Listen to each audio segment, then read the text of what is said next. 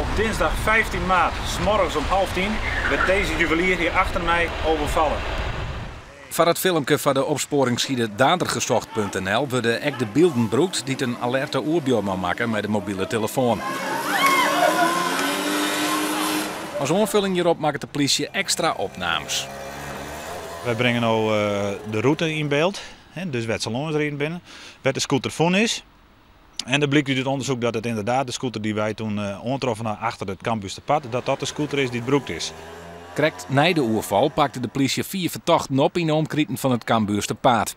Later die blikken dat deze mensen niet met de oerval te krijgen hielden.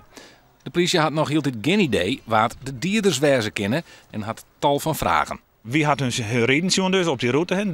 Dus van de Nijstad en de plak werd wij de scooter aantroffen op het Kambuursterpad.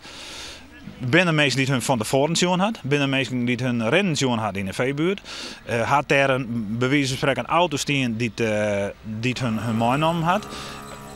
Komen ze hier uit waar? Komt die scooter hier uit waar? Het filmpje komt in de rin van de weken op de website. De politie wil ook social media, als Twitter en Hives inzetten om meer informatie te krijgen.